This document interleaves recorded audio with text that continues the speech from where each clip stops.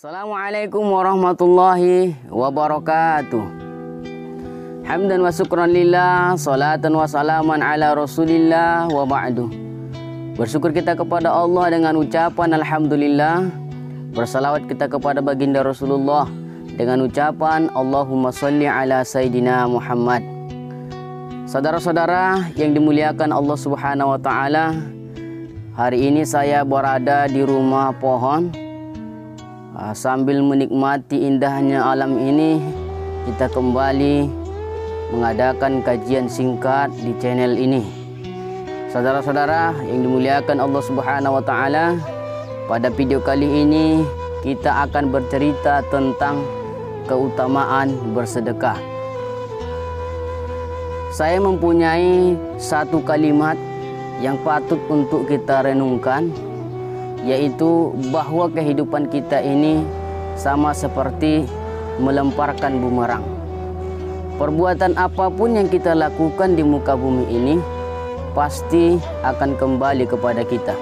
Sama halnya ketika kita melemparkan bumerang, dia akan kembali kepada kita dengan kecepatan dan ketepatan yang mencengangkan. Perbuatan apapun yang kita lakukan, terlepas itu perbuatan baik ataupun buruk, pasti akan kembali kepada diri kita sendiri. Saudara-saudara yang dimuliakan Allah Subhanahu wa taala, demikian juga halnya dengan bersedekah. Sedekah apapun yang kita berikan kepada orang lain, maka sedekah itu akan kembali kepada diri kita sendiri. Karena Allah Subhanahu wa taala telah memberikan kabar gembira kepada kita semua bahwa in ahsantum li anfusikum. Jika kamu berbuat baik, berarti kamu telah berbuat baik kepada dirimu sendiri. Baginda Rasulullah Shallallahu Alaihi Wasallam bersabda, "Mana kosomalun min sodakoh."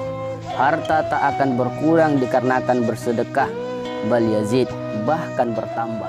Saudara-saudara yang dimuliakan Allah Subhanahu Wa Taala, di akhirat kelak para ulama akan datang kepada Allah dengan membawa pahala ilmunya.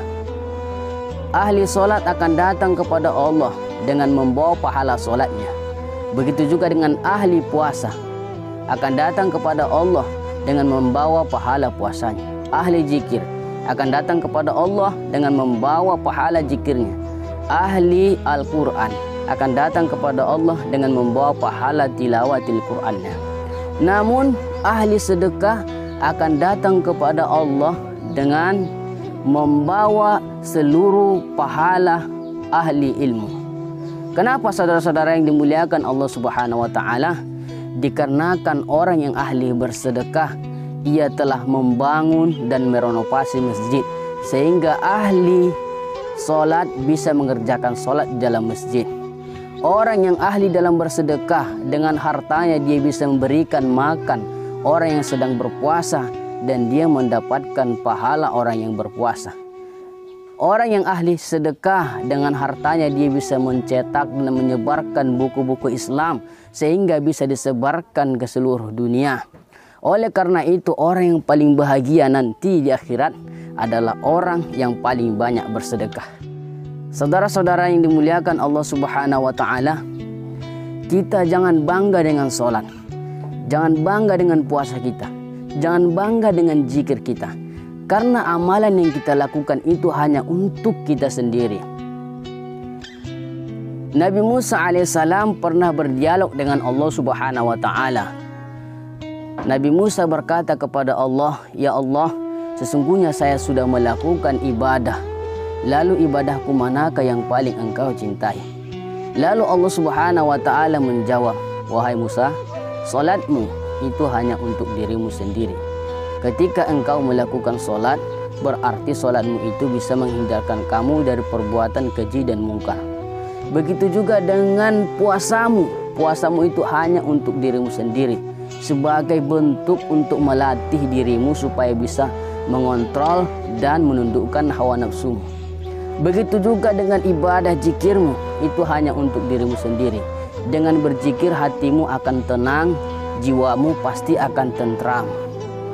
Lalu Nabi Musa alaihissalam berkata kepada Allah, "Lalu ya Allah, ibadahku manakah yang paling engkau cintai? Maka Allah Subhanahu wa Ta'ala menjawab, ibadahmu yang paling aku cintai wahai Musa adalah sedekahmu, infakmu, dan zakatmu, serta perbuatan baikmu. Karena kata Allah, ketika engkau membahagiakan atau membantu orang yang sedang susah, pada saat itu Allah berada di sampingmu. Saudara-saudara yang dimuliakan Allah Subhanahu wa Ta'ala, iblis sangat takut kepada orang yang jahil, akan tetapi dia sangat dermawan. Namun sebaliknya, iblis sangat senang kepada orang alim, tetapi dia kikir. Saudara-saudara yang dimuliakan Allah Subhanahu wa Ta'ala, man asy'adun nas, siapakah manusia yang paling bahagia? Man asy'adan nas, manusia yang paling bahagia itu adalah yang mampu menyenangkan orang lain, yang mampu membuat hati orang lain bahagia ketika diberikan sedekah. Ada kepuasan di dalam batin kita ketika kita memberikan sedekah kepada orang lain, dan orang lain pun tersenyum menerima sedekah yang kita berikan.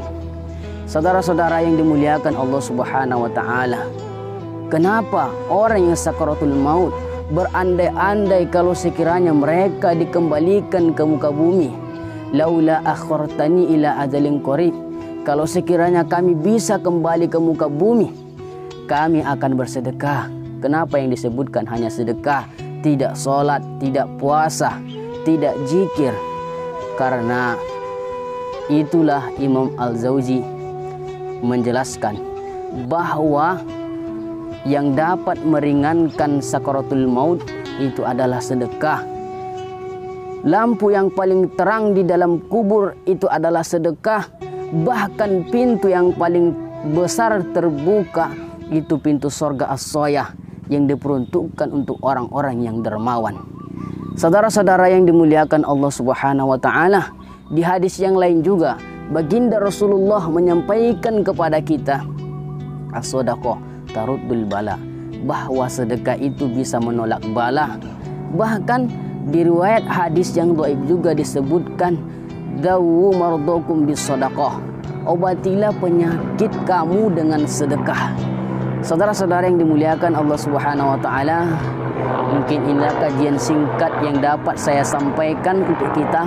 Semoga bisa kita aplikasikan dalam kehidupan kita sehari-hari, dan semoga kita menjadi orang yang ahli sedekah, dan semoga apa yang kita sedekahkan diterima Allah Subhanahu wa Ta'ala.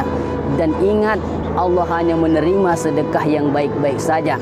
Jangan sampai bersedekah dari harta yang haram, karena itu pasti ditolak oleh Allah Subhanahu wa Ta'ala. Subhanallah wa bihamdihi wa bihamdika, nasyhadu an la ilaha illa anta, nastaghfiruka wa natubu ilaik. Assalamualaikum warahmatullahi wabarakatuh.